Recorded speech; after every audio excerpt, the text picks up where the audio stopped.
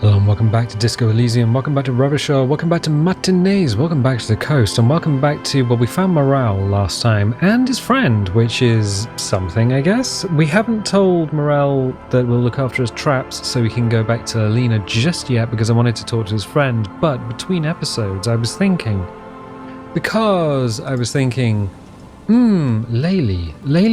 Laylee has been something that's kind of been working in the background, and I've been like, oh wait, yes, that makes sense because we played the Door Gunner Mega Mix last time and everything kind of ties in. Laylee is Colonel Kurtz's first name from Apocalypse Now, and I believe the Door Gunner is either Apocalypse Now or Platoon. So yeah, there are some Vietnam War film references. There's been references to Scooter. So there are definitely a lot of references in the game to other works, movies and music and the like. We have a thought here. It's almost impossible to get a fire going this near to the ocean. Right, so let's talk to this lad. Hello, I'm Gary. How do you do, officer? Yellow man. Officer. Oh no. The lieutenant raises his eyebrows slightly and takes out his notebook. Yellow man. That sounds awfully familiar. Something to keep in mind for later. I'm just waiting for my friend Morel to finish up with his insect traps so we can return to civilization. Not a lover of the great outdoors? I like nature, just not this bloody coast. It's mostly drunks and degenerates that come here. Oh, Gary the crypto-fascist. Interesting. Right, so crypto is hidden and fascist is fascist, so a hidden fascist? Also, that is a flag in the background. We've seen that flag before with the sun. That was mentioned in the room that we broke into for Everart. Interesting. Mostly drunks and degenerates that come here. Drunks and degenerates. That's my crew. Sadly, I think I might be a drunk or a degenerate, maybe even both. Nobody's perfect. I'm sure you've been tempted to drink. Oh, I've been tempted. But someone has to stay strong for Revocol. His gaze shifts to the pile of soggy logs at his feet. He pronounces Revocol with a hard K, unlike other people. Serious question time. This man is no innocent. No one is.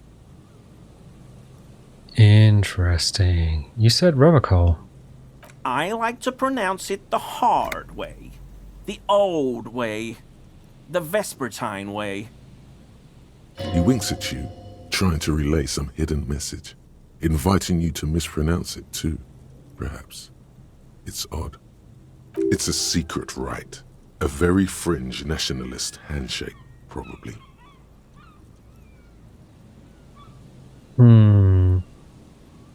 Is this your mug? Hold up the yellow man mug. Do you know anything about the man hanged behind the whirling rags? Are you a cryptozoologist? You were surprised to see my colleague, Lieutenant Kitsuragi.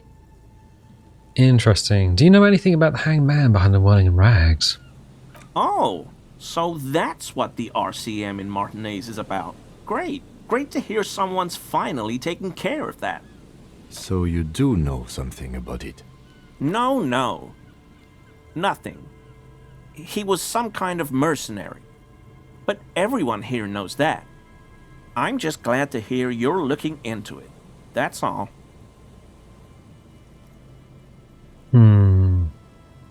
Is this your mug? Hold up the yellow man mug. My mug? Why would you think that? You look like the kind of guy who might have a collection of mugs like this home in his colonial mug collection. How do you mean? Forgive me, officer, but we've only just met. You're acting kind of suspicious. Did I mention the mug was found at the scene of a lynching? Okay, I admit it. I threw the mug away in the trash container behind the hostel. I know I shouldn't have, and I am very sorry, officer. You're not going to find me, Are you? I am. Rip out a fine slip for 20, for 100, or 250. He won't pay the 250. Yeah, for 20. Okay, I deserve that. And I won't do it again. You have my word. I don't know what got into me. Stuffing my garbage in another man's property, I've been having trouble at work lately. The Koikos are price dumping us out of competition. What did you do, Gary? Nothing. Nothing. Just answering some questions. Helping out the law. How did you get into the trash container? I know a guy who works with the trash collection services, CS Municipal. He gave me a master key for the trash containers of Martinez. Why would you need to get into everyone's trash? So I can use the Whirling's trash compactor to store my own stuff. Garbage disposal is expensive as hell. The damn Bohemians run it like a mob. I'm sorry, okay? I thought I could cut costs. I shouldn't have. I shouldn't have disgraced myself. Disgraced? No need for the histrionic, sir. It was, after all, just a trash container. He studies his reaction. Gary doesn't answer. Gary, did you put the clothes of a murder victim, the man who hangs behind the Welling and rags, into that trash container? Officer, please. Let me explain. It's not like that. Do. I was only cleaning up. I live right across the yard from where he was hanged, and I saw him stripped naked. All the clothes lying around in the yard, smelling. People are animals, you know? Okay, then what happened? Then I came out to clean up the rags because no one else would. I put them into the Whirling's trash, along with a broken mug, admittedly. He changes his mind mid-sentence. Okay. I was coming to throw the mug away, and, well, I threw the mug there and the clothes too. Right. It was just civic duty. The lieutenant remarks drolly. Exactly. That's exactly what it was. Civic duty. As he shifts uncomfortably, a series of clicks, like the clinking of glass beads against one another as they roll across a hardwood floor. You've heard this sound before, but where? What was that strange sound? What sound? The clinking I just heard when you moved. Don't mess with me. I think you know what I'm talking about. Yeah, don't mess with me. I think I know what you're talking about. I haven't the slightest. There's lots of weird stuff out here in the reeds, though. Insects, trash. Could be the wind shifting some garbage nearby. The sound you heard was not the sound of something easily abandoned. You wouldn't know anything about the victim's missing armor, would you? Armor? No. I mean, yes. Of course. I know he was wearing armor, but I don't know anything about it. Let's move on for now. I hope I could help your investigation, in my small way. Composure. Legendary. Why is he shifting around like that? Ooh. We have a point. Where is composure? Interesting. Conceptualization, perception, composure. Composure's 2. Can we play Dress Up Barbie? I think we might be able to. Oh, we can't. Not in conversation. Thank you for your cooperation. Oh no, are you a cryptozoologist too? No. I help Morel with research sometimes, and I've learned some things along the way. But I don't usually go in for picnics like this on my own. What does he do then? This feels like a good opportunity to dominate him. What do you do then, if not cryptozoology? Oh, this and that. He grins. Sounds intriguing. Sometimes. See, he's being evasive. Shake him up. Show him who's boss. That's not an answer. I just didn't want to bore you with unnecessary detail, officer. I work as a special courier. You know, urgent deliveries, overnight deliveries, deliveries to out-of-the-way locations.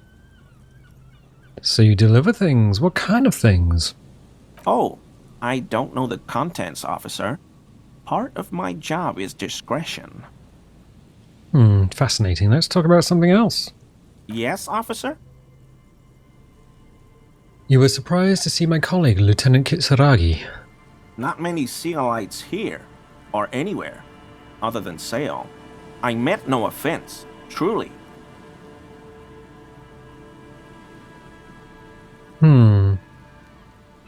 Do you have a problem with Sealites? No, no problem at all. He flashes an impenetrable smile at the lieutenant. Okay, we'll leave. So we need composure. Is there anything? Composure is -1 from the boots. Oh, alright. +1 composure from the shoes. Okay. What color is composure? Yellow. So we can just sort of mouse over until we see anything yellow. And then read it. Reaction speed. Perception. Oh, perception. Oh, -1 perception. Okay. Savoir-faire. Perception. Oh. That gives us composure. Alright. So we could get more perception. I think our perception is pretty high anyway. And... okay. Let's talk to him again. Always a pleasure. I mean, officers. 42%. Roll it. That shirt looks very uncomfortable on him. Look at the buttons, barely keeping that thing together, as if something is ready to rip out from underneath. Something worn underneath it. Yes, like a piece of ceramic armor, for example. One that makes a clicking sound when the plates meet each other, resembling pearls or marbles, stolen from the corpse in the yard near where he lives. I see you're a connoisseur of high-quality combat gear. I knew you'd figure it out, officer. I'm sorry I didn't tell you at once. He unbuttons his shirt. I was ashamed of what I did. And I didn't want you to know.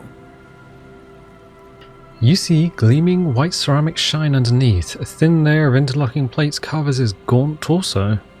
This shame is surprisingly sincere. Gary, what's going on? Later, Morale. I've got apologizing to do. No, you've got explaining to do. The lieutenant's tone is icy. Why did you lie to me, Gary? Because I was weak. I should have told you the moment I saw you. But The hell, Gary? You in trouble? I'll explain later. Why did you really put those clothes in the trash? Everyone was picking those pieces off him, and I was watching them do it. And they scattered his clothes all over the yard. Everything was smelling. So I went there to take out the trash and started cleaning up. All those rags on the ground, him swinging up there, and I had a lapse of honor, sir. I thought, he's a foreigner. They all say he wasn't from here. Only the cuirass was left, so I stripped it off him. It was early in the morning. No one saw me. I took it with me. It was a mistake. Had I known it'd give you guys trouble, I wouldn't have... Fuck. It's okay. It was a loose end, and you are tying it up now. I'm so fucking sorry I called you Yellow Man. Sealite officers commanded the suzerain's navy. Most of them sided with the king when... He shakes his head. It's difficult to say what the lieutenant thinks of this historic apology. His face does not belie emotions. Give me that armor now. He sighs again, hangs his head, and unbuttons his shirt fully. A cuirass that matches the dead man's boots comes into view. Soon it is in your hands, smelling of his sweat. But so light to hold, like a bag of cotton. Do you know who killed the hanged man? I always thought it was the Union. Some Union hardasses lynched him because of the strike. But almost everyone in town knows that. I wish I could tell you more. He shakes his head. Are we done here, Gary? Yes, absolutely. I will never do anything like this again.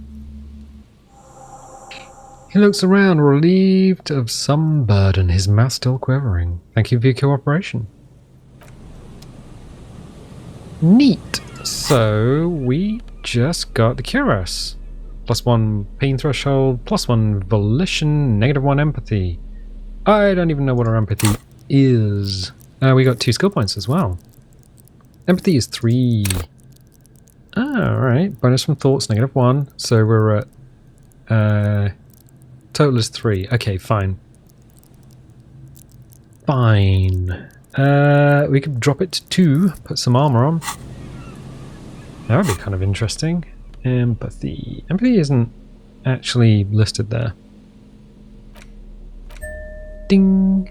What is that conceptualization and -1 suggestion? +1 logic. I think we've had +1 logic. And now we have... Can we put on the booties? Authority. Composure. We have two pieces of the dead man's armor. Interesting. Run the number on the armor. Oh yeah, we need to do that at 18:24 in the afternoon. Interesting. So, split a kilo with Kuno, stuffed bird to Gart, dog on a mega mix. Talk to Classia. Okay, and talk to her about the dead man. Victims to processing. So we need to talk to Lieutenant Kitsuragi. We actually have to send him away, but I'm going to wait till the later on. All the armor pieces. So what do we need to do? Get the gloves and the helmet? Jeez, I don't know why they would be. Alright, let's talk to Morale. Hello, hello. What can I do for you, officer? What if we check the traps for you? I didn't expect you to take such an interest in our work here, officer. He looks at you with obvious surprise. Cryptozoology and detective work are very similar. Yes, indeed. Both require a great deal of research, attention to detail, and, above all, persistence. Where are these traps? There are 4 in total. One is to the south, on this little peninsula, by the boathouses there. It's very near. Another we set in Land's End, to the northeast. It's behind a small sand dune there, on your way to the old radio tower, after the church. The third is set near the canal, where you crossed, by a concrete slab. A big thicket of reeds going up the slope, and among them... He gestures to the trap in front of him. You should check at least one of those before returning to this one, since I just said it. This one's more of a technicality, but still, better safe and stupid than sorry. That seems like a lot. Do we really have time for this extracurricular venture? What, aren't you having fun? Even relative to examining a week-old corpse, I'm not sure mucking about in the reeds qualifies as fun. But have it your way, detective. If you think it's important, you have been right before. What do I do if there's a phasmid in one of the traps? Bring it to me at once. Just make sure the trap is closed tight. What if I encounter the phasmid in the wild? That's highly unlikely, officer. But in the event you do, I'll spray you with a pheromone mixture I developed. It's made of musk and research chemicals. The pheromone should attract the insect to you, or at least prevent it from bolting at the sight of you. It's quite potent. Will last you about a week. Lay it on me. Wise choice. He douses you with the old smelling spray, then gives you a satisfied nod. I hope you're not buying this. He dispenses it without letting you touch the canister, so it would be precious like holy water. It is precious. A single dose cost me 50 real to develop. Not that I expect you to understand self-financing one's own research. I'm ready. Let's get to it. Right, which means you two can pack up and go back to the boiling. Finally, someone's talking sense. Thank you for your help. Gary and I will start breaking down camp. If you have any more questions, now's the time to ask. We'll be gone once you get to it. If it's more cryptid-related business you want to discuss, you'll have time for that later too. But what if the information is vital? On the hunt. Did you know Gary was hiding the armor? Hell no. I had no idea. And I'm still cross with him, to be honest. It's not like him. He's got his quirks, but dishonesty, disloyalty are not one of them. Thanks. The man mutters in the distance. He doesn't dare say more. Let's talk about specific cryptids. All right. What cryptids precisely? I usually discuss these things with specialists, so I don't know what. We would have to discuss. He wants to say, but decides against it. Since you've offered to help, you need to ask him about specific cryptids. Cryptids you've heard about from Lena or his friend Gary. He won't just talk.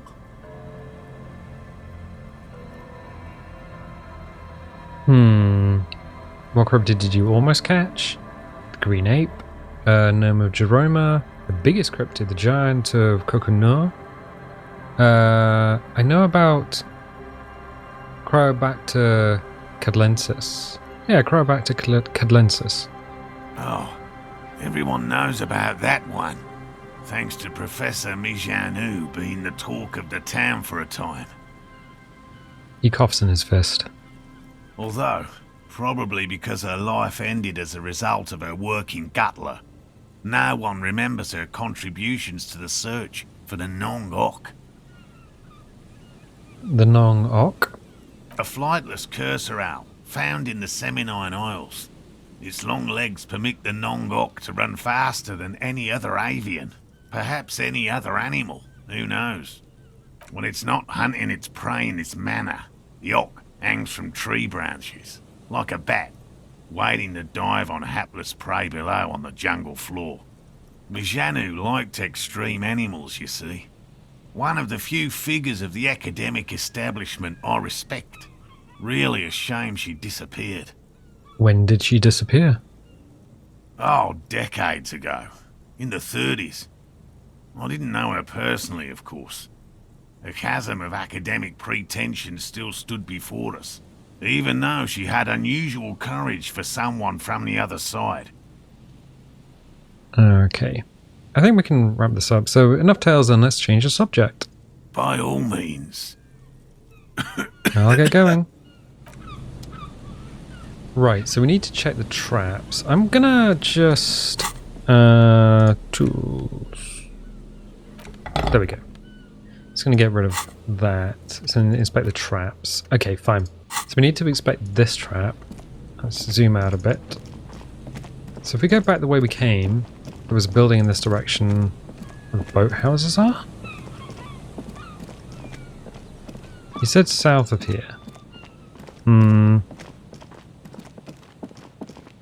I kind of expected it to be here, but sure. Oh, there's a trap there. There's a trap in the reeds at your feet. Looks like the same one you saw Morel set before. Same mesh, same wiring. Look around. Behind you, the ruins of a residential building loom over the reeds. They whisper amongst themselves, confidentially.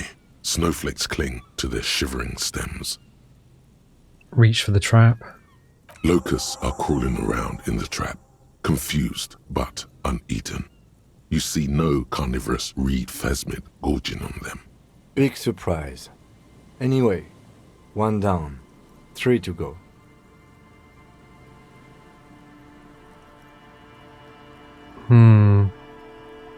No need to grin, I'm not expecting to find anything. I'm helping some citizens and getting some fresh air. Damn, I was hoping it'd been the first one. Yeah. No, you weren't. He looks at the sea, then you, laying the trap back down on the ground. Okay, and it's tab to highlight everything in the area. So if we go back, we can check this one. This is the trap Morel just set. Checking it over, he said, is just a technicality. But Look around. the reeds by the abandoned campsite sway and tremble while the snow falls all around. It's good the cryptozoologists left. This isn't a very cozy place to stay night after night. The later it gets, the colder. Remnants of the camp can still be seen in the sand. The fire that's gone out. You feel strange, somehow. Reach for the trap. This trap is also full of panicked locusts. No sign of any cryptozoological beast inside. Another empty trap.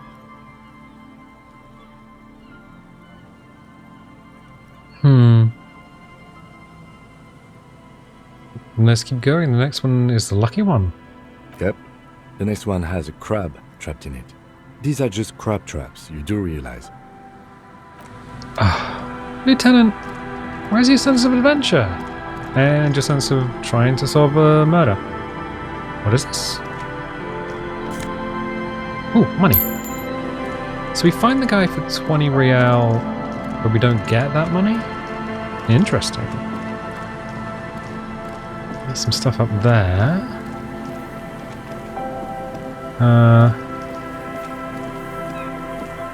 You said there's a church around here somewhere. What's this? Bars cover these long, dusty windows. The remaining windows rattle from a strong gust of wind. They're covered in a thick layer of grime. They must have been like this for 40 years. Lieutenant, can you make out what's inside? Point at the window. No. I won't even try. You know, He takes his glasses off. I had a partner once. They called him Eyes, because he had to show me things. It's that bad. Can you still shoot though? Well enough, actually. It's odd how that works. I'm no sharpshooter, but I passed my shooting courses 7 out of 10. Oh, interesting.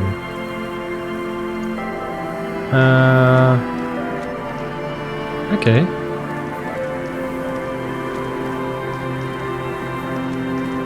There's some things here.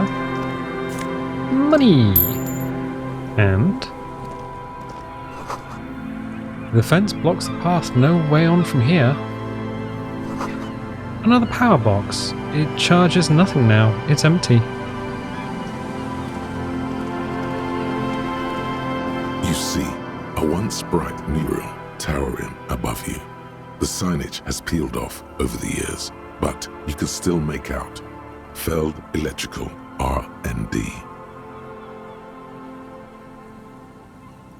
Oh, interesting. It says Feld Playback at the side on the film strip. Feld Playback, Feld Playback. Huh. So we're actually looking at this as if it's a memory, and we're reading off the magnetic tape? A slogan used to intertwine with the loops a long time ago. Now, only a shadow of peeled letters remains. It says, "Tomorrow is just a whisper away." Tomorrow is just a whisper away. Looks like tomorrow never came. The lieutenant raises the collar of his bomber jacket.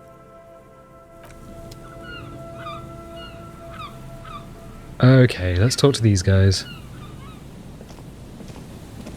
And Mikhail noticed the windows, especially with how there are no windows on the south side.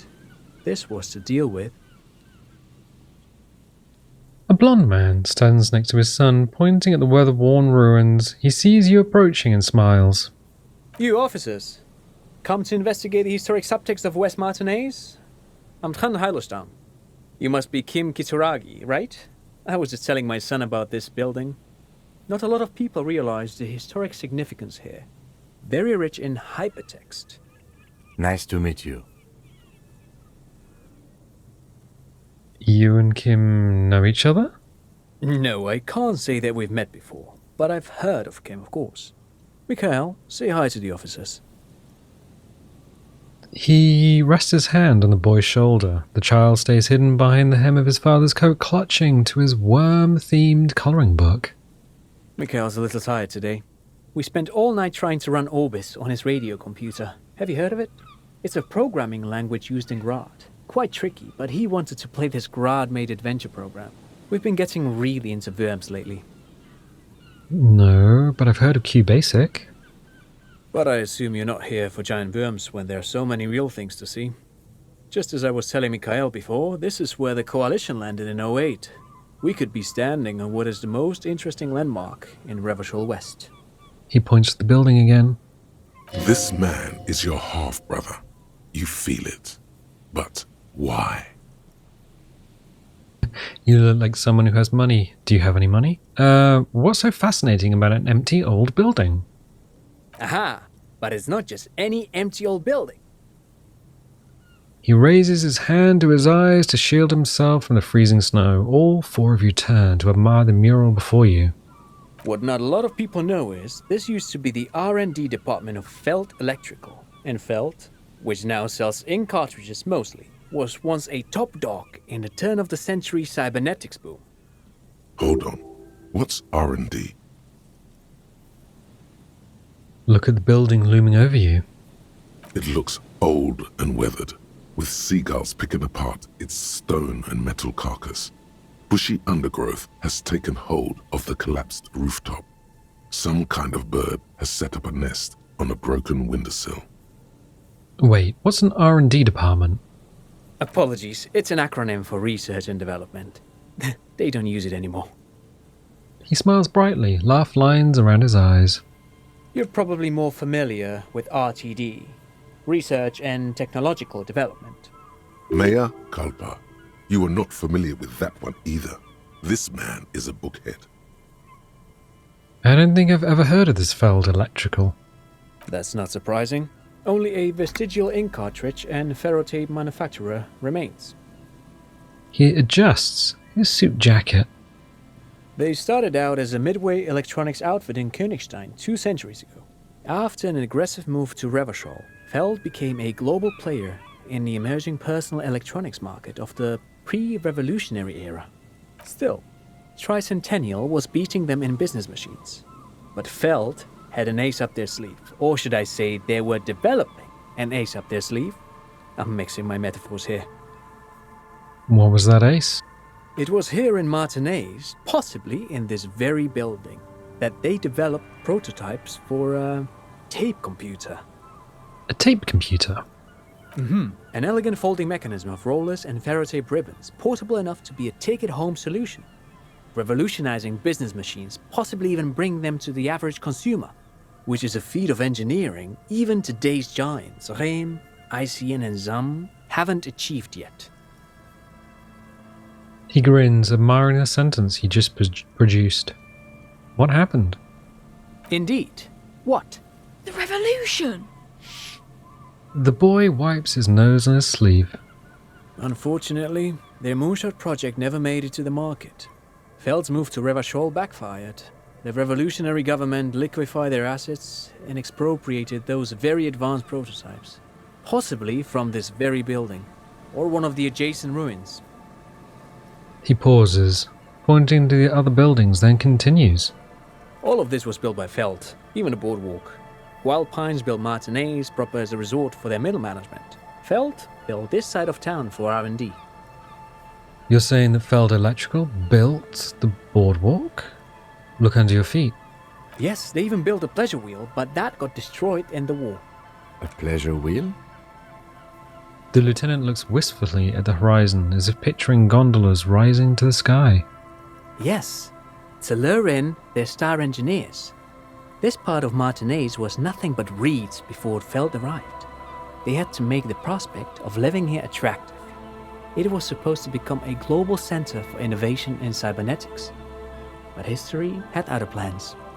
What happened to the engineers, the company people? Oh, I'm afraid it didn't end well for the boys. But this story is a bit too dark for little Mikhail here. Now, if you were to ask about tape computers... What did the revolutionaries do with those advanced tape computers? They used them for military communications, but also to write and send out press releases, the most notorious example being Le Décret de Mars. What was that? What's the Mars Decree? I mean the radio transmission sent out to news agencies and world governments by the newly created commune of Revachol on the 7th of March in the year 02.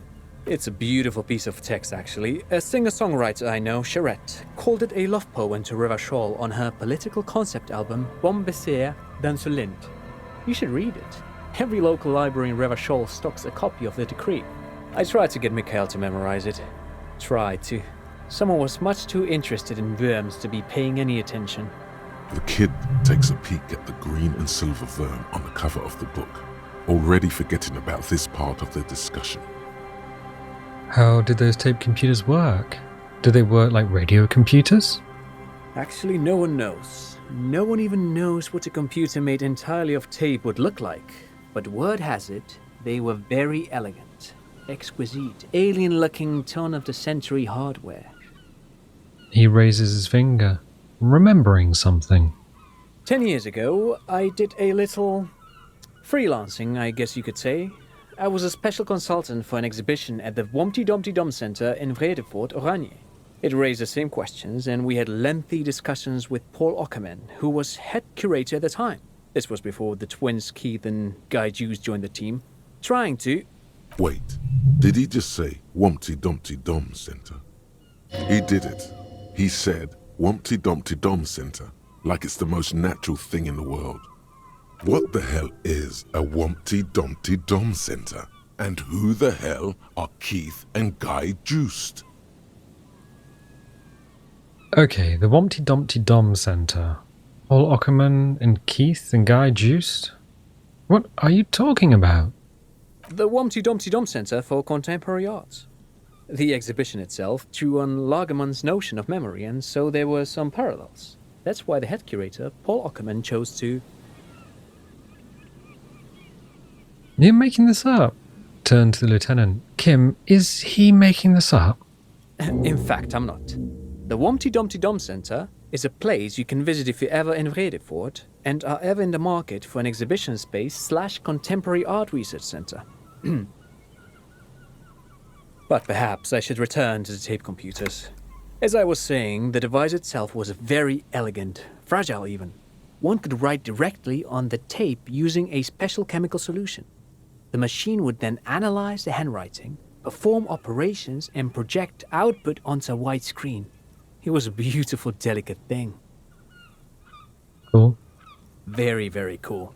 Though I understand the socio-economic causes of the revolution, it pains me to imagine the revolutionaries setting fire to this precious device.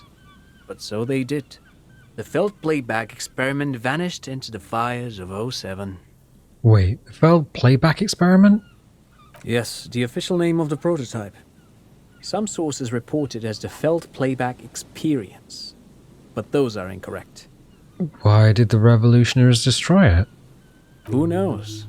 Maybe it was an accident, or maybe they didn't want the technology to end up in the wrong hands. Either way, they're all gone now. All 3 versions of the prototype. Nothing but debris and ashes remain inside that building. I wanted to ask something else. But of course, what else? You look like someone who has money. Do you have any money? Great. Thank you for all the interesting information. Leave. No, thanks to you for having me and little Mikhail here to pick your brain. A very interesting conversation indeed. This literally has Feld playback written on it. Are we... Is this a Total Recall situation? Okay.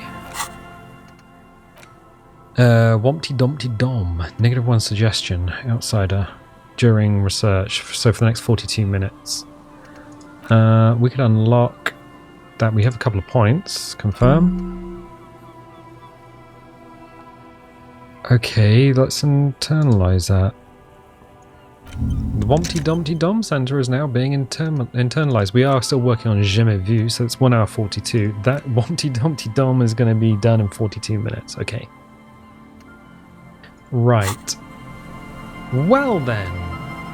I'm going to walk... Oh, there was blue stuff there. What? Oh, $5. And... Nosafad. Interesting. Okay.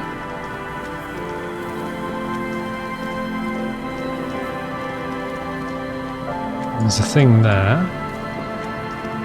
Oh. There's a way in on the roof. Doubly interesting. So what? Quick travel unlocked. Buzz, hum. The electricity flows through the wires with audible power. Okay. Someone must have worked hard to smash the plastic dome. A metal payphone under a yellow plastic dome. You could use it to call someone, unless you're out of change. We don't need to call anyone, I don't think.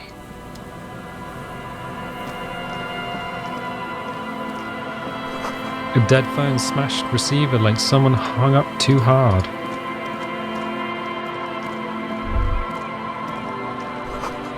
A kick drum pulse. Music is coming from somewhere on the ice. Oh, it's a church.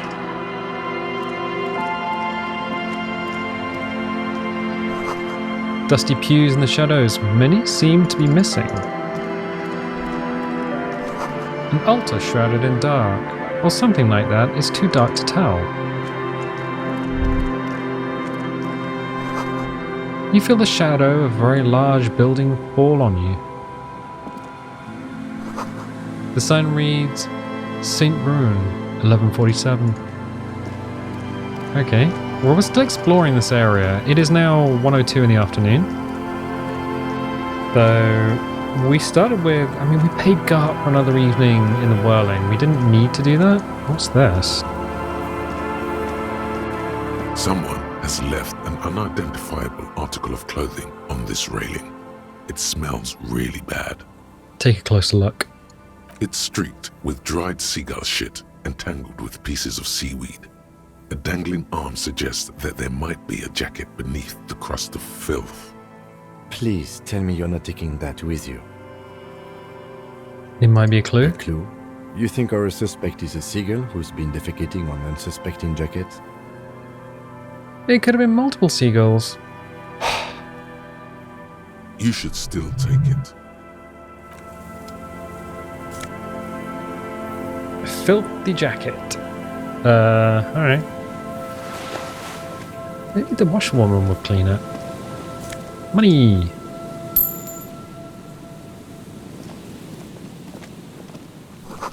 A coin-operated weighing machine hasn't been used for a decade. Vagrants have recently painted the tarp red. Water drips from it. Mega Beano's prescription lenses, +2 encyclopedia, -1 perception. Oh yeah, because nerds are called Beanoclards. Oh, postcard, Koan 33.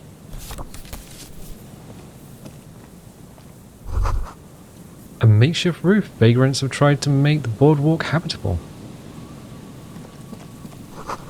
That tarp will keep out neither rain, nor snow, nor wind. Money.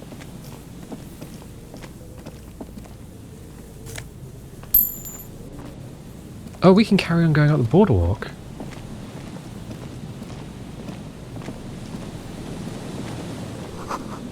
A big wine canister. It's open and empty. Oh no. The smell. It's awful and familiar. Hold on. That is awful. Cover your nose. It doesn't help. You can still smell it. What is it? Don't you recognize it? That hideous pungency. That faintly cloying sweetness. Only death smells like that. Heads up, Lieutenant. Something's not right here. The lieutenant has already brought a handkerchief to his nose. Careful there. These floorboards do look rotten and weak. Oh. There's some tear an empty cigarette package, and a crumpled kebab wrapper in the trash bin. Examine the tear. 2 empty bottles of Tallulah vodka and a can of black potent porter is all you find. No, there's more in there. Livis strawberry liquor, plus some Pilsner bottles too. Better not pick them up. They seem unhygienic. A tragedy. The lieutenant looks in the can, eyes watering from the smell. Examine the cigarette package. Whoever tossed it here was a heavy smoker. The brand name reads Red Astra. Examine the kebab wrapper. You see traces of mayonnaise and ketchup on it, as well as a tomato wedge. The wrapper reads Shish Kebab Revachol. Shish kebab is a... shish kebab or doner kebab? It's lamb. It's lots of lamb that's been squished up onto a spit, and it rotates around in front of a heater, and then you carve bits off of it. I can't remember which one's which.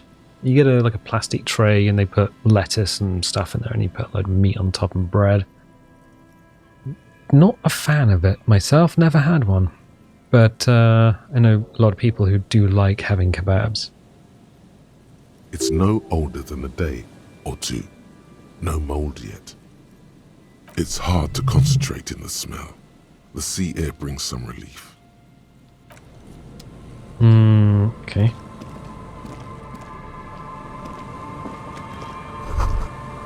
This coin-operated viewer has been out of order for years. Stop messing with the coin viewer and hold on to something. The wind is so strong. Alright, can we grab tear? There's some tear, an empty cigarette package, and a crumpled kebab wrapper in the trash bin. Okay, I'll leave that then. We should really be holding the thing just in case we can pick up some bottles. Let's examine the ominous person laying on the floor. A man lies on the boardwalk, his limbs bent and neck turned at an unnatural angle. Right next to him is an empty bottle of spirits. In his cramped hand, a chewing gum wrapper. Half of his body has slipped between the cracked boardwalk, starting with the right leg. The fall has left him broken, contorted like a sad puppet. The smell is not as bad as a 2-week-old corpse, but it's definitely heading there. Hold on. The lieutenant squats next to the corpse and examines his face. 2 bulging eyes stare back at him, void of any signs of life. Lividity is faintly pronounced. Whoever this is has been dead for 2 days. No longer. We need to investigate. Another dead body. This is your job. Steel yourself. Calm now. Carefully. Just another day. Just another dead body. Breathe. Study the man's clothes. He's wearing mud-caked boots, beige trousers, and an old brown leather jacket with a bright blue lining. There are traces of kebab sauce on his chest. Search his pockets. You find some sunflower seeds and a rain-soaked library card folded into 2. His jacket feels sodden and heavy under your hand. Good. We should take a look at that library card after this is done. Study the man himself. The man has fallen through a crack in the boardwalk and hit his head against the metal bench. Coagulated blood covers his black hair. One of his feet is still dangling through the hole. When damp, these boards are really slippery. Even a sober man could lose their balance here. Examine his face. His expression is dull, like the sea behind him. Drops of water shining on his moustache. His eyes, empty and wide, look frightening in their frozen gaze. I wonder if the sunflower seeds are a reference to Somerton Man. The Somerton Man was an identified man whose body was found on a beach near Somerton Park in Adelaide in Australia. I believe in the 40s. So Yeah, interesting. Height 170 to 175 centimeters. Curly hair. Stout build. Age approximately 50 to 60 years. He was just about to head home. The first step back home proved to be his last. Study the surroundings. There's some dried blood on the metal bench, right where the corpse's head rests. The floorboards are rotten and slippery wet around the hole. An empty bottle lies nearby. A chewing gum wrapper is clutched in his fist. Be very, very careful where you step here. Examine the man's head. A dried chunk of blood covers the hair at the back of his head. An open wound. It's sticky and cold to your touch. This is where he came out of himself, drop by drop, when he was unconscious. It took 3, maybe 4 minutes. I don't see any other major wounds, do you? It's hard to say. Seems like the head wound was fatal. It's exactly the shape of the bench. Step on the floorboards. Examine the bottle. A .75 liter Tallulah vodka with its cap missing.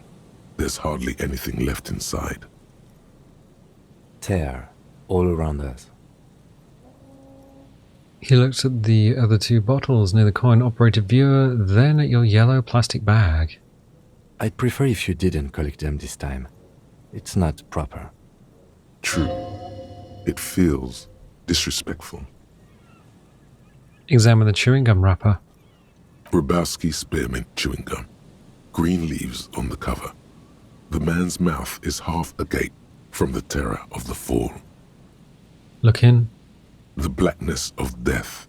Stench. You think you see white chewing gum too. Confirmed. Nearly the whole pack is there. Solidified on his lower rear teeth. He ate the whole pack, right? It's to cover the smell of alcohol before going home. The worst thing is, I've seen it before. Almost the same scenario, even the chewing gum. It's always the same. In a ditch off a road below the 881, he thinks. A young father. Then he shakes his head to make the memory stop. Step on the floorboards. The boards screech under the weight of the T500 ceramic sabatons. It's a good thing they're so light, because it's hard to determine whether it was the dead man's weight that caused the boardwalk to break. It definitely looks fragile. You see waves churning below. Something cracks beneath your feet. He could have easily disappeared into the sea through that hole, and you would have never found him. Step back. The entire boardwalk creaks in the wind as you take a step back. Who is this man? Looks like one of the locals. He'd have to know this spot to come here. You don't just walk over here. He looks south the way he came. But that's just a lazy assumption. What do you think? This is an omen, a sign from above. Don't start drinking again.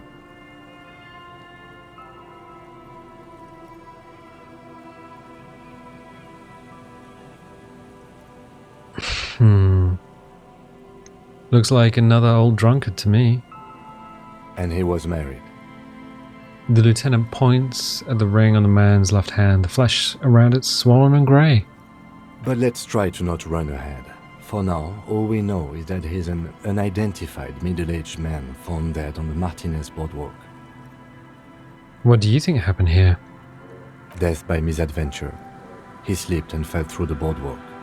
A truly unfortunate accident. If it wouldn't have been for that bench, he'd be alive. Do you think he was drunk? Point at the bottle. Oh yes. What about alcohol poisoning and liver failure? Some symptoms of acute alcohol poisoning could have definitely played a role here. Severe confusion, respiratory depression, unpredictable behavior. But I think that death arrived through head trauma, not liver failure. What about the kebab? What about it? The deceased ate some kebab. It's probably from a nearby place, maybe in the box. Alright, let's conclude. It does seem to be a pretty straightforward misadventure, although there's still a question of identifying the body. What should we do with him? From where I stand, I can see two options. We either take the case and follow the leads to identify the body on our own, or we report back to the station and leave this for our colleagues to handle.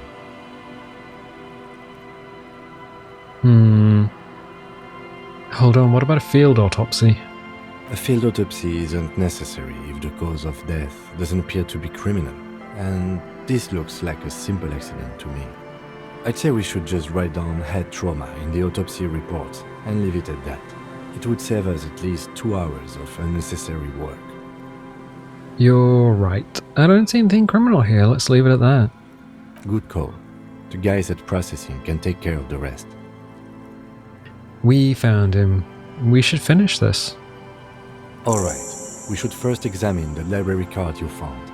Then we can call the station from my kinema. Let them know we are taking the case. Okay. And also, don't pick up the tear with a plastic bag, which Kim pointed out that we have in our hand. Oh. Moonshine, probably. Smells like tasty fermentation. Okay, so we need to go back. Oh. Plastic tear. Okay. Interesting.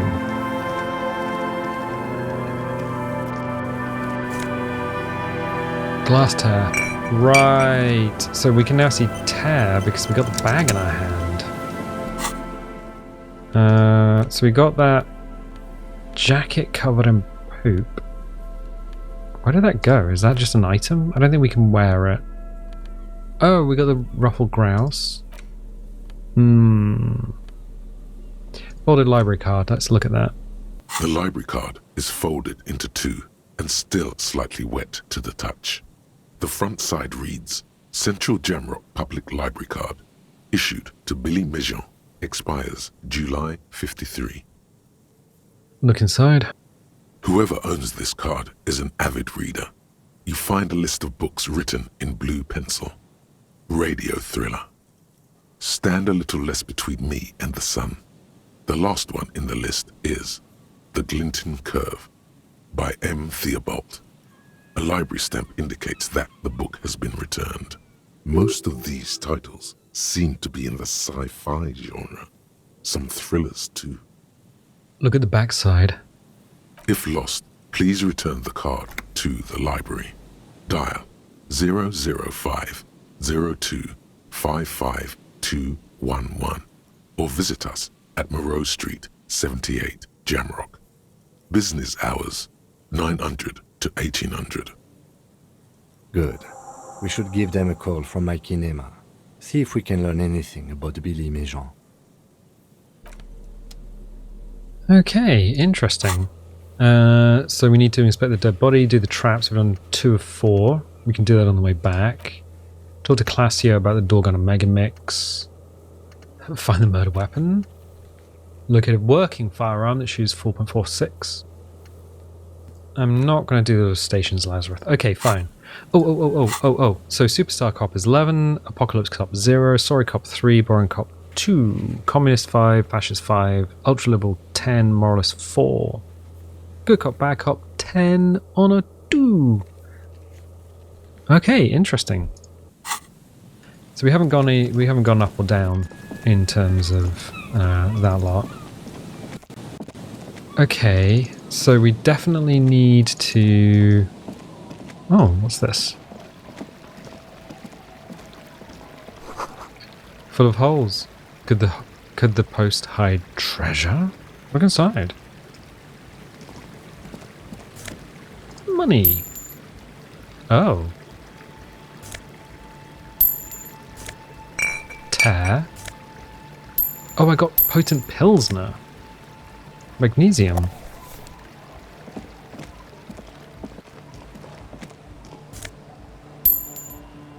Oh, there's money up there as well. Before you, a drawbridge. It can only be lowered from the other side.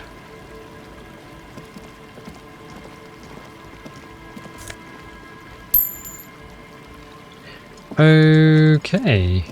Well, I should probably lower the drawbridge. Let's not go to the church for the time being. Because I got a lot of stuff to do. When you look at the game, it's like, oh, it'll be 10. You got 10 days. It seems like an awful lot because I think you can do just like solve the murder in 3.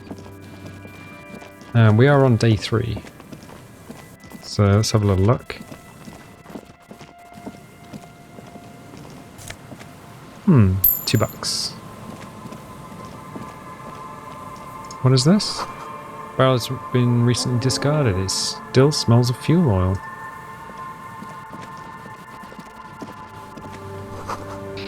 These rusty gears used to turn the whole machine.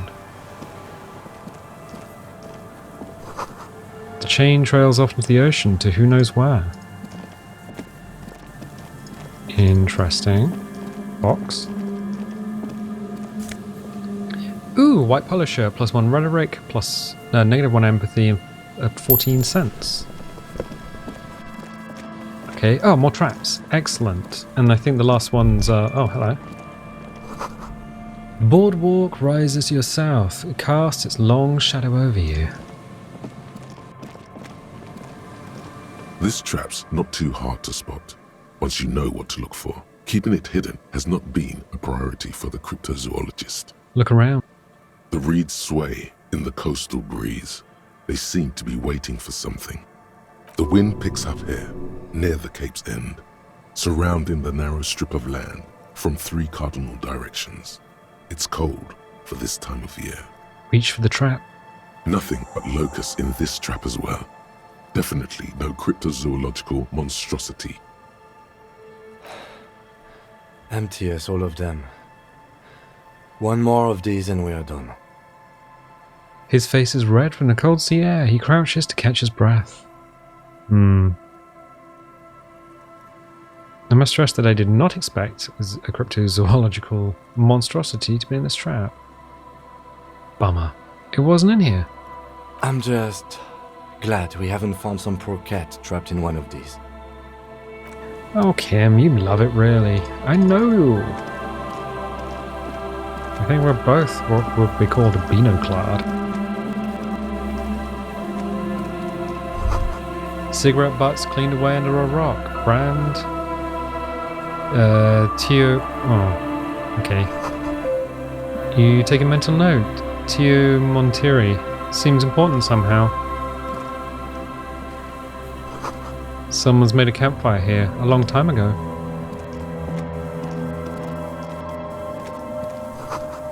A rusted, broken control box for the radio relay tower. This ladder is too rusty to climb. The sea air has eaten it away.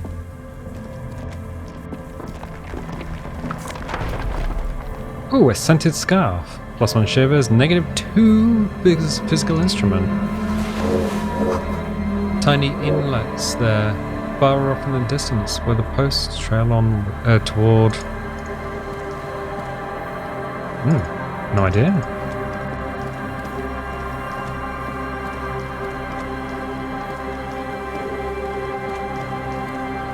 Okay, let's head back. I suppose we can go back around the outside. We got a door. The building before you housed the engine. Must have been a big one. An old door, worn by elements, guards the depot. The wind has blown a sand dune in front of it.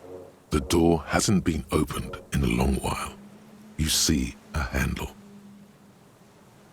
Interfacing 4. Very low. We'd have to get boxcars to open it. What is this thing anyway? It's a red check. Cannot be re-rolled. Oh, okay. What is this thing anyway? It's military. A service depot of some sort. Used to service what? The washerwoman mentioned a depot up the coast. She said it was for moving ammo and cargo across the bay. This might be it. Oh, like a chain ferry. Okay. Interfacing. Where are you? 4. So we got a bonus from items. That's okay. Can we play Dress Up Barbie? Color is interfacing. Interfacing is yellow. Okay. It's just easier to mouse over +1 perception, savoir-faire. Oh, visual calculus. So I don't think we have anything that's really going to help us with interfacing in our stuff. Esprit de corps, physical instrument, drama. No. Okay. So we'll just remember that it's there. 3% chance seems like... Well, it doesn't seem great. Can we get around the back of this? I don't think so. Interesting. Let's go this way. I'm kind of keen to get... So we need to do the library card before 6 o'clock. Ooh. Money. A whole $1? A school of fish huddle around the fence post and scatter into the dark. Interesting. How are we supposed to get around here? Okay. There doesn't seem to be anything that way.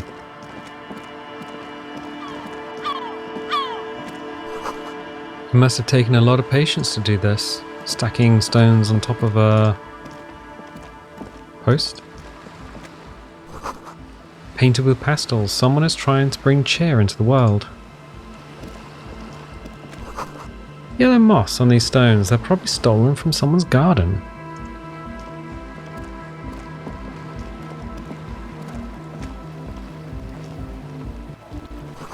Trash from some unending party.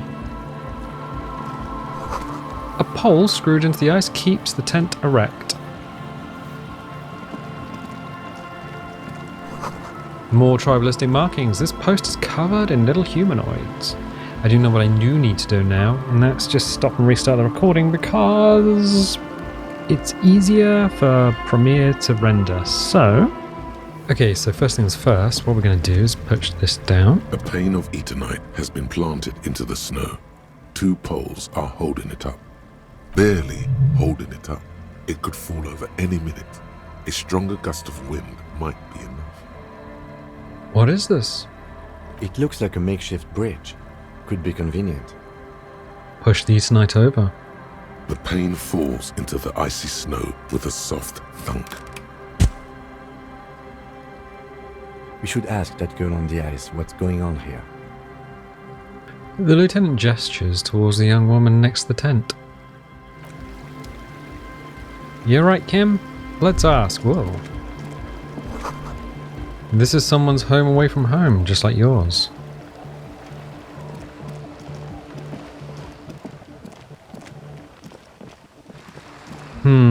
Should I put away the tear bag? We could put the tape player in our hands. That does actually play music. Alcohol potent pilsner. I don't want to start drinking. Negative to authority. What is our authority? +2. So we get +1 inland empire, +1 empathy, and just a 0 authority bonus.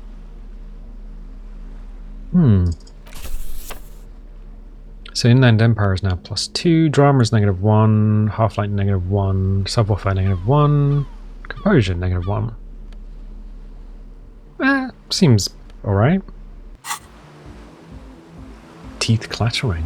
Oh no. A shaggy-looking girl in her late teens or early 20s kneels on the ice with an electronic contraption in her hand. Hearing you approach, she looks up.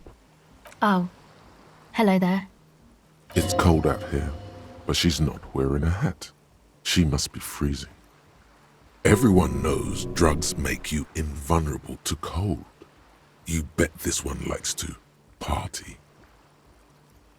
Oh my god, I'm not asking her if she wants to party.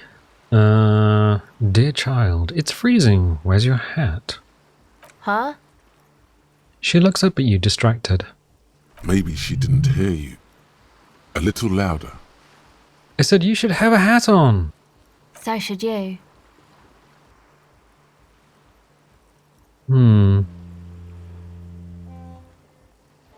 I don't have to do anything. I'm the law. You have to do what the law says.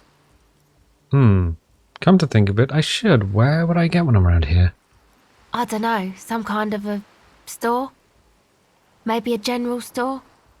Look, man, fuck the hat. What did she just say? That's not how a civilian is supposed to address an officer of the law.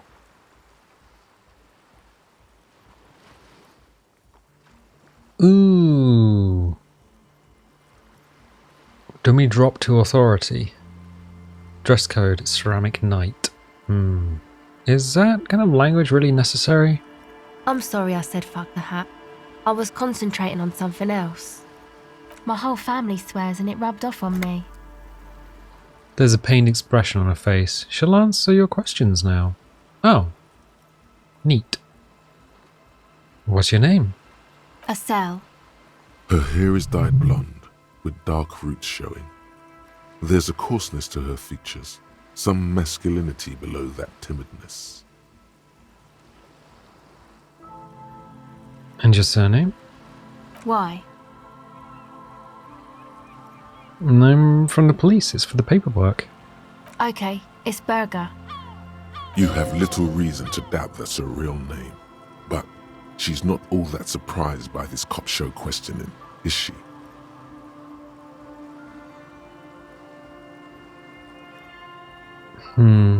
What's the device you have there? This is a portable recording device. It's for field recording. Low quality, but still. And the wires? Actually, just one wire. I picked on it till the braiding came loose. The wire leads to a contact microphone. What's a contact microphone? A contact mic records sounds from inside things, like this ice.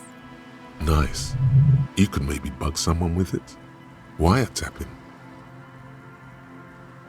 How does that thing work? The mic? I don't exactly know. Somehow it doesn't pick up vibrations from the air. The book said it only picks up structure-borne sound, if you like technobabble. Where did you get the mic from? Same place I got the recorder from, the Palaceum. What's the Palaceum?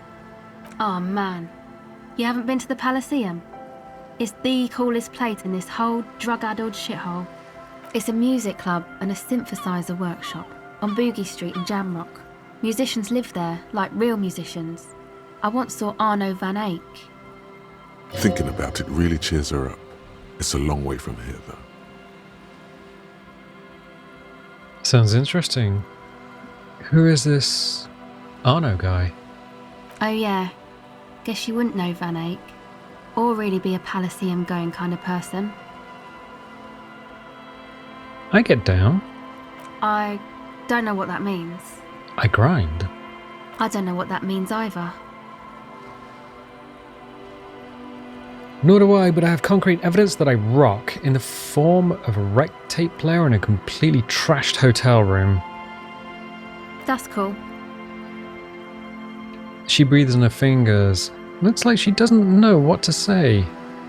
You're right, time has deserted me. Sucks, man. Was there something else? About the contact mic, perhaps? Actually, I have some non-mic questions for you. Okay. What are you doing out here in the cold? Recording, I guess. And what is it you're recording exactly? I think I'm recording cracks in the ice, but there's no way to tell. Not without headphones. I think I just recorded your footsteps too. Not sure how that will sound. Wait, what happened to the headphones?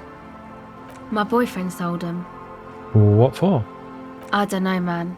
Things. Just stuff you need for life. Everything checks out, sire. And what are these recordings for? The cracks, the footsteps? The musicians in the Palaceum used them for making music. They looped the stuff, cutting the tapes together. They make music out of cracks in the ice and keys jangling. Crazy sounds like that. It's hard to explain. Just nod. Anyway, I thought I'd make some too. It's supposed to be, like, A music place, anyway. She rubs her shoulders and looks around. I don't really know what I'm doing. They use synthesizers too. I don't have a synthesizer. She looks at the recording device, the thing she thought would fill her hours with joy and escape. It's turning out to be an empty fantasy. She feels childish, very useless all of a sudden. Take this, your call. The lieutenant begins to take off his jacket. No, man, fuck that, I'm cool. I'm sorry I said that. I'm sorry about the fuck. It's okay. The lieutenant backs up. He throws you a glance. Now this is where a hat would come in handy. Yeah, maybe you were right about the hat. You said it's supposed to be a music place. What is? That? The boys think it could be a place, like the Palaceum or something. Stupid.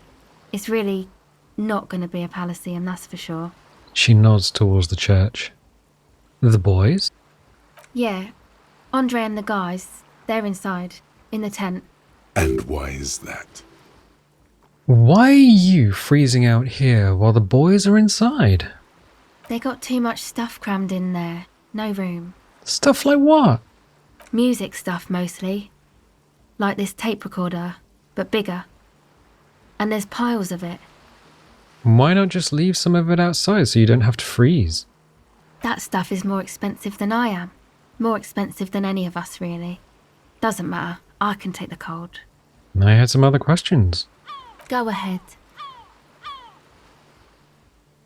Oh crap, empathy. Tell me more about this music place you've been planning in the church. It's supposed to become like a club for anodic dance music, like that new style of synthesizer stuff they play at the Palaceum. Except that, yeah. She looks at the old wooden church on the poles as a mean wind comes bellowing in. The 6-story structure lets out a doleful shriek. What is anodic dance music? You know, anodic, cathodic, music that's made with electronic instruments. Electronic instruments like what? Synthesizers and tape consoles. Microcomputers too. Anything that uses electricity, but isn't guitars. Also found sounds, stuff like that. You see clear, beautiful, violent flashes of light. Light cutting through a smoke-filled darkness.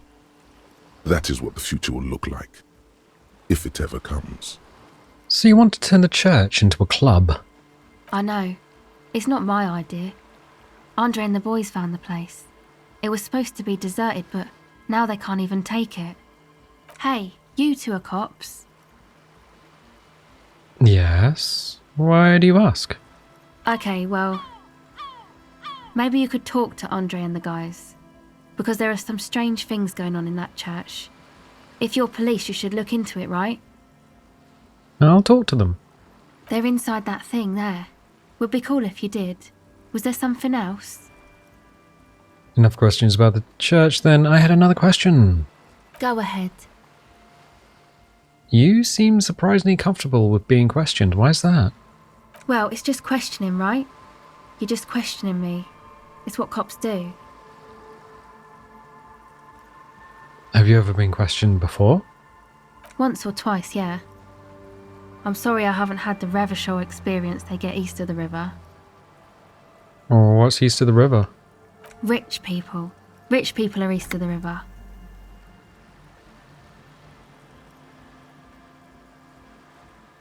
Lean and whisper, let me guess. These rich people are not from around here?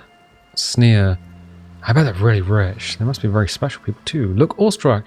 Who are these rich people? They sound wonderful. I'd like to be one too. I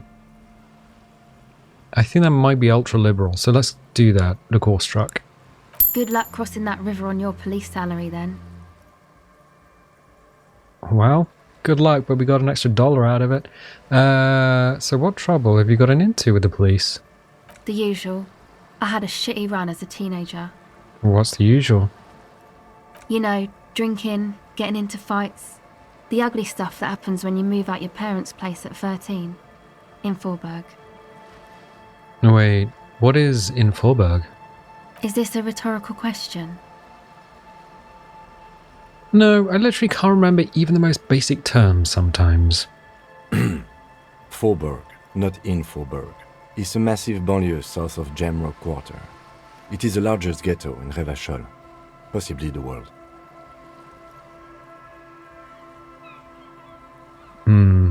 Turn to the girl. I don't know what Jamrock is, but let's say I didn't. Okay, yeah, I don't know what Jamrock is, but let's say I didn't. We are Jamrock, sort of. Martinez is called North Jamrock sometimes. Jamrock is also a ghetto, only smaller than Forberg. Turn to the girl. And why did you have to move out when you were so young? My dad was a drunk. Plus, I guess I just wanted to drink too, you know. Get my party on. I get that. I'm a major party animal myself. Major. Drinking, partying, and disco music are bad for you. You should take me as a warning example. Superstar. Drinking, partying, and disco music are bad for you. You should take me as a warning example. She nods very cautiously. Oh, let's see if we can pump empathy up a little bit. Okay, bye. Wumpty Dumpty Dum Center. You're at home, stupid cop. Not with the art crowd. You hate them. Everyone hates them. Even they hate themselves. It's nauseating. An industry built on sprezzatura and sparkling wine. And, let's be honest, tax evasion schemes. The Wumpty Dumpty Dum Center is the heart of this unholy symbiosis of aesthetics and tax optimization. And now that you've internalized it, you can have a piece too. Ooh. Encyclopedia Passives gives plus 10 XP and plus 2 Real. Negative 2 suggestion. You're a pretentious wanker. Oh. I don't think you have that outside of North America, but sure. Outside of the UK. I don't think you have it in North America. I knew what I meant. So we should probably put a point in Encyclopedia. Jamais vu. That still has... Oh, just under an hour. Okay. Empathy. Oh, plus 1 empathy. Alright, so we do actually have... Oh, plus 1 empathy, but it doesn't actually give us anything because I think... Plus 1 Inland Empire, plus 1 empathy. I think something's just equaling it out, or just... Okay, what is hurting our empathy here? Oh, the Cuirass. Okay. Esprit de corps, shivers, electrochemistry, esprit de corps. So negative 2 authority. Okay. I'm not entirely sure. Oh, plus 1 empathy.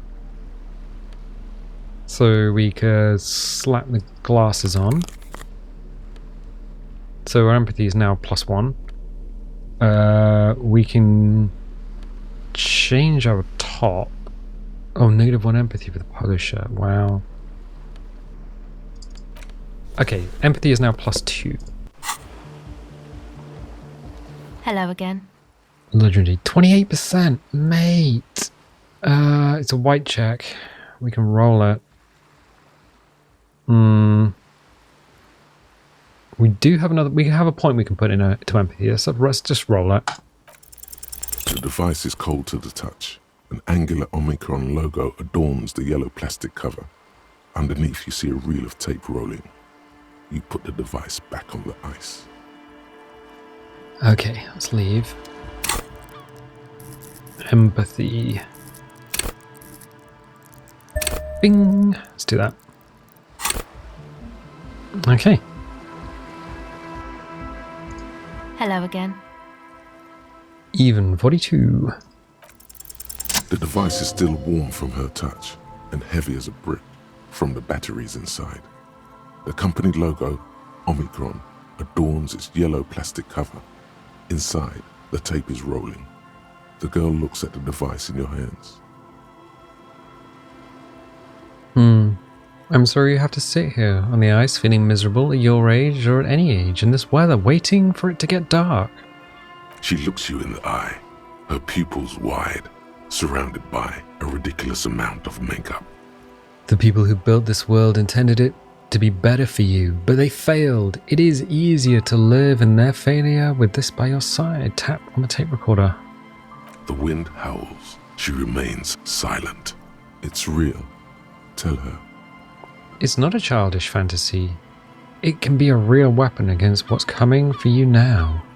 What is? The dark. Nothing. If you got this, don't be scared. Okay, I'll stick to it. There is little you can do to help her now. But given the chance, you feel like you should. There is something about her. A weightiness. Something changes between you two. She looks at you differently now. As an equal. A fellow human being. So thanks, I guess, for the psych session. Maybe I can return it. What's been eating you, officer? You said eating me. There's nothing eating me. Come on, I can tell. But, okay. Be a boyadero about it if you want to. I guess. There is something that's been making my life hell. What is it? I think it's the plight of the working class. Everyone's just mooching off the entrepreneurial class, shackling the doers. I think it's these foreign people taking our jobs. People just keep putting their selfish interests ahead of the greater good.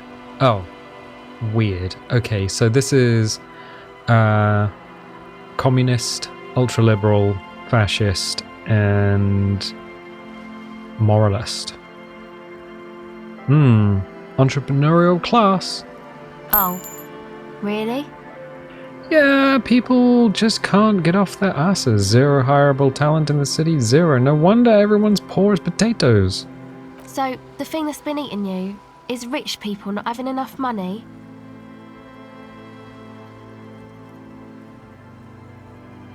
You can roll your eyes all you want, but will it bring us any closer to a knowledge-based economy? I haven't seen much of this strange world, but not with these taxes it won't. Then you really haven't seen much of this strange world, because we literally haven't got any income taxes. Just a 20% value-added tax. And that's, like, it. No way. You have no idea how many taxes there really are. You've never paid any. There are all these disguised invisible taxes. Look, there's one right now, point at the sea. Startled, she turns her head. No modes of indirect taxation catch her eye. She looks back at you. You have an issue with the sea monster tax? No, not just the sea monster tax. It's all of it taken together that's strangling economic growth. Uh-huh. And none of this has anything to do with, oh, I don't know, some chick? Perhaps.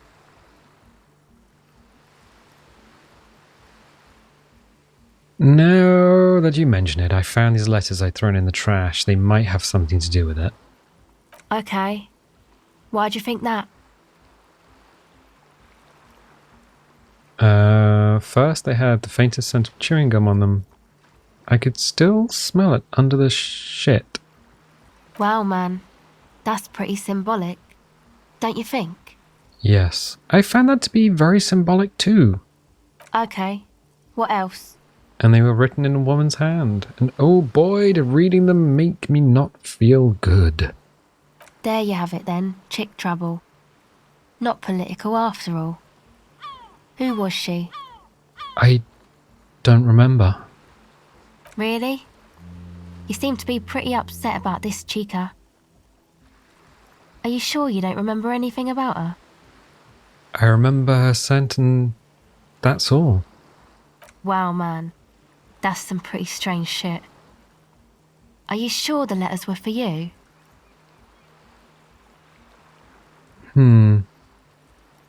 Yeah, I'm sure. Why would I have reacted so strongly otherwise? How come you don't remember, though? Is it like some selective memory thing? Wait, what do you mean by selective memory?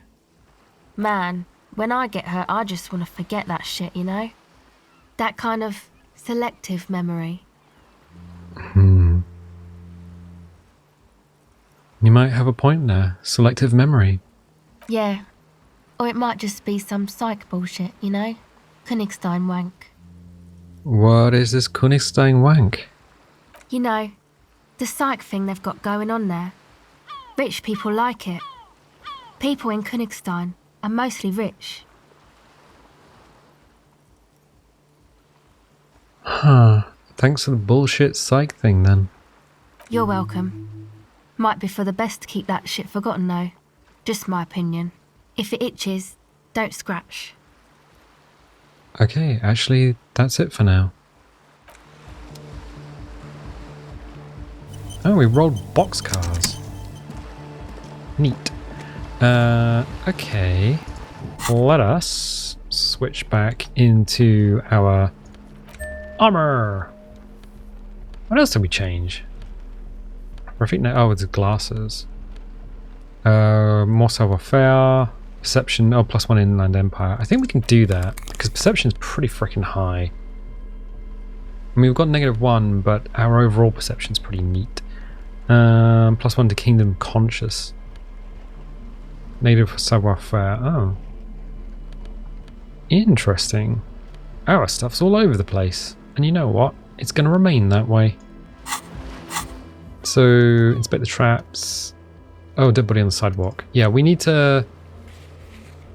So we need to check the traps. We need to call the Jamrock Library. We need to do that before 6. Let's have a look here then. The tent is just tarpaulin fabric covering a pile of stuff. The flap is open. Inside, 3 young men are listening to some new form of music. It's like nothing you've ever heard. One of them looks at you. Come on, get in and close the flap behind you. The warm stuff's getting out. It's safe to assume this is their leader, or at least he thinks he is. Squeeze in. Sorry, we barely have room for one. You go ahead. I'm too old for this. I'm actually not, he thinks. I just dislike delinquents. I'm sure you will feel right at home. I'll keep watch.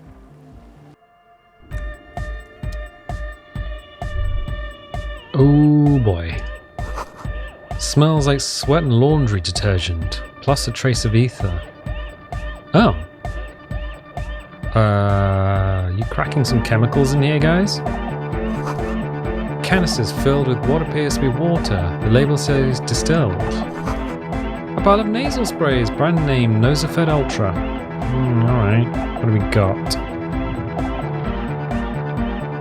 You see a youngish man bleaching the tips of his hair with a toothbrush. He puts the toothbrush down and extends his hand in greeting.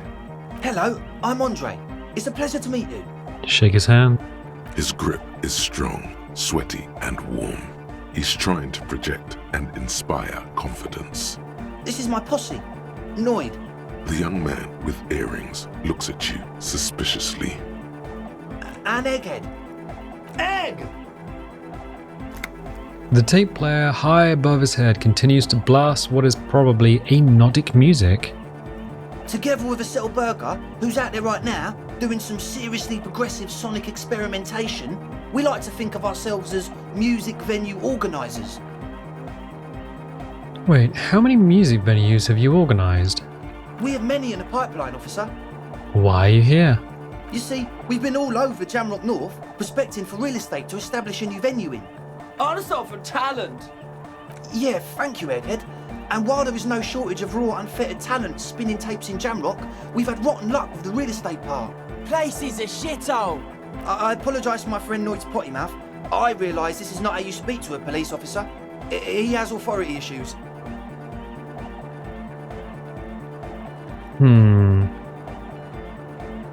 There's no need. This place is pretty bad.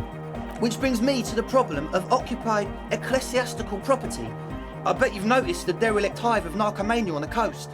An attempt to pander to your perceived conservative sensibilities.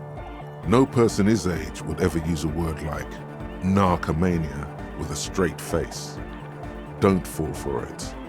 Oh, I was thinking ecclesiastical, but sure. Enough histrionics. What are you talking about? I'm talking about the church, and I'm not exaggerating. Even a place of spiritual refuge can become a magnet for all sorts of dopeheads and burnouts if left unattended. Dopeheads! Burnouts! He angrily spits on a screw and starts cleaning it. Well, I'm sad to say, that's exactly what happened. Sad because we were just about to put Martinez on the map with one of the maddest dance clubs in Jamrock. Nah, strike that, in Reversholt. Strike that! The word! And sadder yet, because the dopeheads and burnouts holed up in there were the worst kind. He leans back a little, watching you with a steady, serious gaze, letting you imagine just how bad those dopeheads and burnouts really are. Good. This calls for an opinion. You're an expert in those.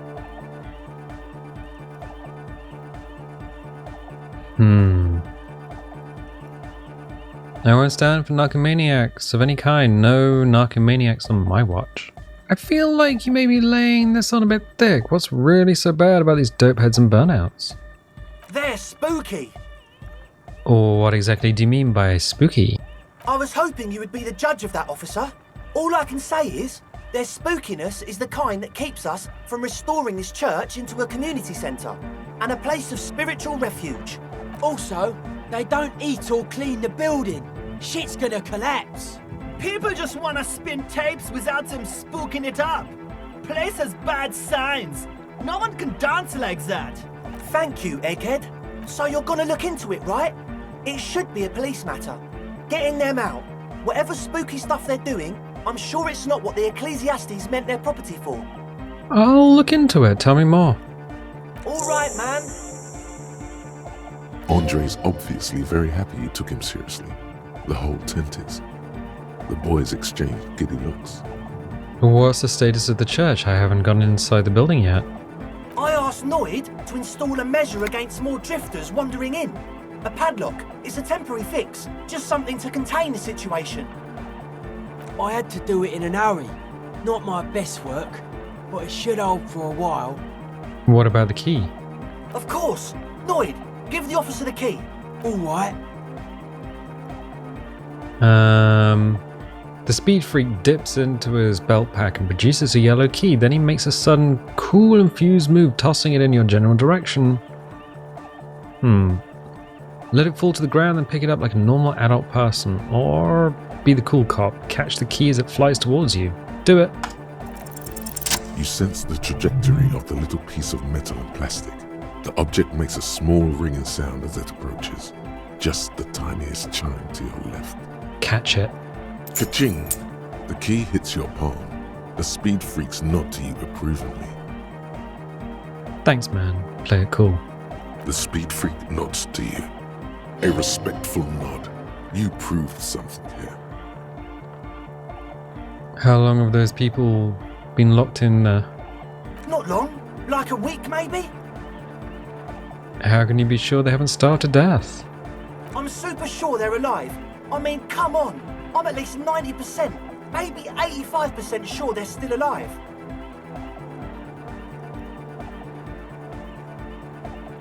%85 is good enough. No one lives forever, baby. Exactly. That's exactly what we thought. The cage of the rage! Rough blaze! Egg means the situation is monitored. It's relatively safe. No one has died yet.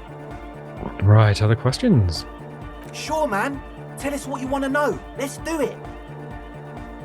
Who exactly are these people inside the church? Truth is, I don't really know. None of us do. I don't even know how many there are. All we've seen are glimpses. You haven't even seen them? And you want the police involved? Well, there's also the machinery. This machinery is of the deeply mystical variety. When I first scouted the place, back in February, it was abandoned, empty. Took some time getting the crew together. So about 2 weeks ago, we came here hoping to set the stuff up. Suddenly, there are all these strange machines lying around in there. One of them has wires running into bowls of water. Wires into water. Never seen anything like it. Andre, tell him about the feeling. Oh, and it felt like there was something in there with us, watching us from the dark. No, the other one. Which other one? I'm not as in tune with my emotions as you are, Egg. Felt like silence. Awful silence. But you haven't physically seen anyone. Not exactly. We've just seen someone who we think is a woman go in and out of the church. A couple of times. And we felt someone or something eyeing us inside. But that's kinda it. What was that about? Something watching you? Like you aren't alone, you know? It wasn't quite human, if you know what I mean. It was this dark shape climbing upside down along the ceiling, like some kind of crab man. A crab man. Yeah, you know, the way it was climbing up and around the ceiling, like a crab. It was stalking a cell, exhibiting ambush behaviour. Are you sure there was a crab man? Yeah, totally. I mean, I didn't personally see it. Estelle was alone that time, but I believe her. If she comes out running and says there's a crab in there, there's a crab in there. You should ask her about it, but be nice. Don't tell her you don't believe in the crab. The implications of this are too numerous to consider. Proceed with caution. Learn all you can before entering that dark building. Can you tell me more about this machinery? You should talk to Noid about that. I just got a distinct burnout and dopehead sign from them. Probably jacked up to some snuff station too. Probably, very likely. So, how can you be sure they're burnouts and dope heads if you haven't seen them? Well, honestly, I can't. But I am. Why not? Let's go with that. Oh, it's a failure. I don't see a single thing wrong with that argument. I'm 70% sure they're substance users. Don't let the technology fool you. Alright. Sure. What? You mentioned some kind... Ecclesiastes own the church. Who are these Ecclesiastes? Oh yeah, that's a meteor name for the founding party. Thought it'd be cool to use it. Before we go on, what do you mean by meteoran? You know, of Meteo. Concerning Meteo. Meteo? Meteo, a country, on Muindi. On the Muindi Isla. He looks at you, squinting his eyes to see if you're kidding. And what is the founding party? Come to think of it, I've never really looked them up, you know. I can't give you a precise definition, but they're a very powerful religious organisation. And? And they have roots in ancient mass society. And they're the custodians of the Pericarnassian church. Plus, they anoint the innocents. They, like, made the innocentic system, no? It doesn't sound like they would appreciate a dance club in their church. You're totally wrong about that. The Pericarnassian church is about love. And Nordic music is about love. I got love for my Pericarnassian posse. Love is the relay out of death. We dance! He violently shakes the tape player, as if to see if he can break it. Love is hardcore! Unity! Unity! Make some noise for my Insulindian posse! He turns the volume up, then looks at you with a knowing nod, as if it's obvious you will now break into dance. You feel it. The anodes and the cathodes coursing through you. Your big toe starts tapping along to the bass, as if testing the waters. No words, enjoy the beat, nod your head. Feels good.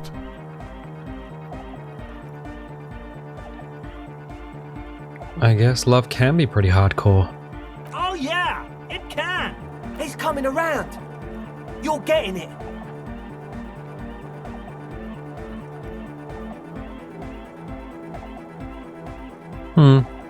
I now understand it was lame of me to suggest otherwise. A Nordic dance music is about love. So is the Paracanassian church. Yeah! Yakokata! The place to be! It's a place to be. Siberia, the place to be. Oh no. He seems ecstatic that you share his vision of Pericarnassianism. Do it for the masses. Do it for the crew. His friend forms a fist with a screwdriver still in hand, provingly so. I didn't want to say it, but it was pretty lame of you to imply otherwise. Anyway, you got more questions? The one with the large head is still looking at you, nodding his head, waiting for your body to start moving. Yeah! Let it out! Let the disco happen! Bring the disco into this world! Get this church shit on, and then dance there, motherfucker! Thank you, Necktie. I wanted to ask you about this tent full of equipment. Yes. What? I see you brought your own water. Yeah. Good to have, bitch to carry. When I first scouted the place, I did some reconnaissance. I'm not sure the church even has running water. And it's distilled too. Oh, He doesn't know what to say. it's the one they sell at the fuel station. And what's with all the Nosafed? The what now? Point to the bottles of nasal spray in the corner. The Nosafed Ultra. You have a lot of it lying around. Oh, the old Ultra. I have a major sinus infection, stuffy nose. We all do. Shit's all blasted up. Winter, can't even breathe. You sound fine to me. Yes, that's all Nosafed's doing. Without the Noser, I'd be drowning in shit right now. Nosafed is the shit. Good. Now on to the next thing. Yes. What? Hate to tell you, but it reeks of sweat in here. It does, doesn't it? Told you we have a smell problem. Wait, I also smell ether. Why? Ether? I don't smell ether. Do you, Noid? No. It's mixed with a peculiar chemical scent like laundry detergent. He sniffs the air, then shrugs. A shrug is good enough for us. Why say it when you can shrug it? Alright, enough of this. He nods enthusiastically, no doubt a little relieved. Oh, logic. Very low. White check. Maybe everything isn't quite as you've been told. Take a moment to analyze. Oh, we can ask them again. Logic. As always, we'll be right here, waiting patiently for the news. Yeah! Jamais vu. Derealization. Jamais vu. The opposite of déjà vu. Not already seen, but never seen. Everything that should be familiar appears strange and new, like some half-forgotten day in your childhood. Only now. That's the feeling you've been having. And for who knows how long. You should go and ask Joyce Messier about this. What world are we in? This is a fundamental question. Oh, plus 1 XP for every orb clicked. All internet learning caps raised by 1.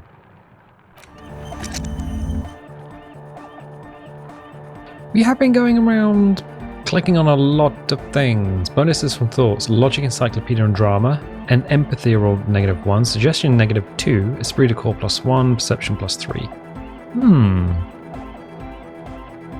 Okay.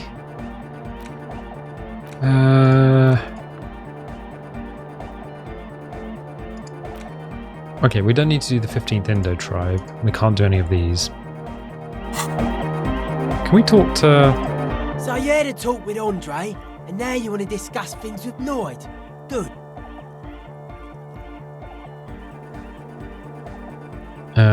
Skin shows through the holes of Speed Freak's 2 large sweater in front of him, an open toolbox full of carpentry tools and parts. It's good you talked to Andre first. Gave me time to get a reading on your sign. Can't really talk to people before you get a reading. So we're talking to... Oh, Noid is the guy at the back. Egghead is the one sat on the boxes, I guess. Tell me about the machines you saw in the church. Weird stuff. Specialised. There was a data processor and some sort of long-wave machinery. Wires going into water. Gives off a spy sign. Or some fucked-up Samaran science sign. You know, the kind that goes head first into the supernatural. Sign, like a sine wave. What's wrong with the supernatural? Nothing's wrong with it. You should definitely be researched. You can still do sick shit with it, though. The sickest. That's perhaps why it should be researched. I'm privy to the supernatural arts. You a believer too? Most of it doesn't exist. But there's also stuff that isn't allowed to exist. Because the moralists think it's too dangerous for the plebs. Psionic powers, pale-related diseases, pretenders pretending to be human, folk rights, that kind of stuff. Sign? Yeah, gotta compare. See if we can align. Interesting. I suck at socialising, man. Even now, our sign synchronisation is way off. But I'll see what I can do. Why are you called Noid?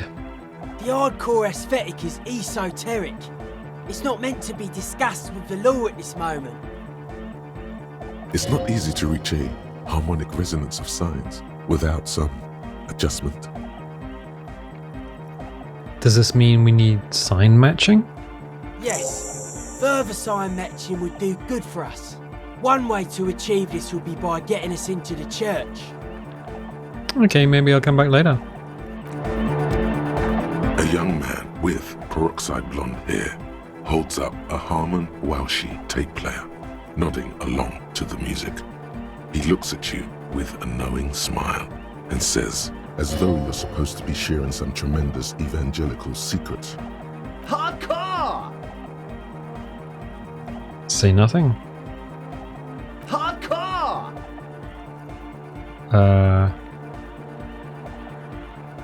Still say nothing. Hardcore to the mega! Say nothing. Internally coherent! Still say nothing. All core! Alright! Yeah! Say nothing. he furrows his brow as his very large head traces the sublime invisible movement of the music in the very real air of the stuffy tent. Hardcore! Ah! He lets out an agonized roar over the feverish, obviously not too hardcore beat below. So hardcore! Is it though? He stops dead in his tracks, tilting his head to the side. It is. But is it? I mean, really? He tilts his head to the other side, like an owl. Feels like you should reply with the very pinnacle of idiocy here, so that things get totally transcendent. But you haven't gotten there yet, so you don't know what to say. I was thinking that too. I am the mic enforcer. I am the chicks checker. Yeah! Skibbity skibbidanger. I am the rearranger. Scooter. Yeah, this guy's just dropping lyrics from Scooter songs. Could there have been a right way out of this garden of forking paths, you think? I wonder if we go through that again. So, The young man. yep. This is hardcore. Say nothing. Hardcore! Say nothing. Hardcore to the meg. Say nothing. Internally coherent. Say nothing. All core. All Nothing. He furrows his brow. Hardcore! Ah! No, but seriously, I'm a little worried it isn't. The question is, what is the question? Just answer the question. But there was no question. Oh, my dude. Alright. Back to the heavyweight. Hardcore! Nothing, Hardcore, nothing, hardcore, nothing. Internally coherent. Nothing. All core! Nothing. He furrows his... Yep. No, but seriously. The question is, what is the question? That would have been good if I had asked you a question, but I didn't. Now it's just idiotic. But there was a question? have a feeling there is a way of getting through there, but sure. Interesting. Alright. The shaggy-haired girl kneels on the sea ice. She looks up as you approach. So you talked to my associates, right? Are you going to help us? With the church, I mean. I'll help you, alright? Great. Let us know if there's any progress, will ya? The others... We've been waiting for weeks here. Oh, the others told me you went inside the church. What did you see in there? Oh, that. You're not going to believe me. There's no point in me telling you. She's less prone to blurt it out, crab man, than the others. We'll see. Go ahead and tell me. Okay. I went in and I saw a woman next to one of those machines there. Noid calls it a mainframe. She was dressed like someone who's been raised by their grandmother, you know, strange old clothes. Had this absent expression, didn't say anything, just stood still. Go on. And then, you know, right behind her, a man crawled down the wall. Upside down like a crab, down the church wall. I think the woman didn't even know he was there. He was completely silent. He stopped right before he got to the floor, then just hung there like that, looking at me. Right at me. I fucking turned around and walked out. End of story. Like a crab, you say? The lieutenant nods, his face is stone. What did this crabman look like? It was too dark. I couldn't tell exactly. You were wrong. I do believe you. Why? Seems too ludicrous for a lie. I guess so. Anyway, what else? I'd like to know more about your associates. My associates? I haven't got much to say about them. What do you mean? You must know something about them. Of course I do. I just don't tell people about my friends and who they are and so on. I don't provide information on them. What about you? Tell me something about yourself. Me? I'm a silver bird. Uh-huh. Okay. Maybe I'll ask later about all this. Don't know what makes you think it'll be any different later, but... And let's leave. So that was... that's an extra. Get a cell to talk about her associates. Solve the egghead puzzle. There must be some way to talk to this person.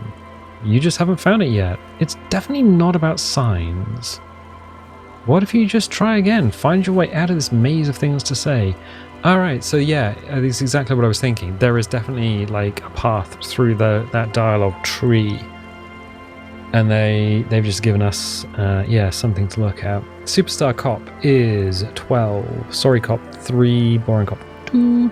So yeah, Superstar Cop, we got a few more points in there. Ultra Liberal is 12 as well, so we got a few more points in that. And Good Cop, Bad Cop is 10. Excellent. Map. So we are... Oh, I see! I see. Excellent. So all of this is what would have been built up, and this is what we've been walking along. The boardwalk where the dead man is where the Ferris wheel would have been, but that got destroyed. The awnings, which are complete. So this is a postcard of what would have been.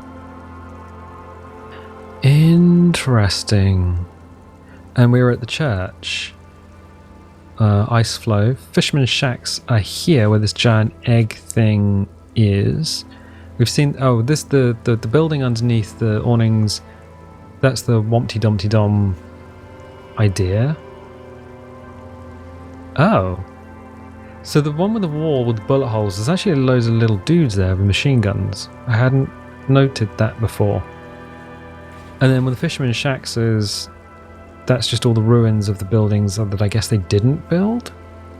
And then, there's some more buildings beyond that we can't get to, but we've seen through the gateway. Okay, in a big cube. Don't know what that is, lots of ruins. So this postcard was made at a time when everything was ruined, and this is what they planned to build but never quite got round to. Interesting. Why is Kim... giant in the middle of the screen? on the map. Kim Kitsuragi. Logic formidable. Set of tracks. Oh. Oh. Okay, I think these are things that we've looked at and we haven't been able to... The mirror, formidable. So these are items in the world that we can... Oh, because there's a dialogue that we can talk to Kim about. Interesting. Okay. Well, I think I'm going to leave it there for the time being. If you like this, definitely leave a little like. Leave a subscribe if you haven't subscribed already. If you want notifications, dingle the bingle. If you don't want notifications, don't click the bell. And I'll tell you what, I'll catch you next time.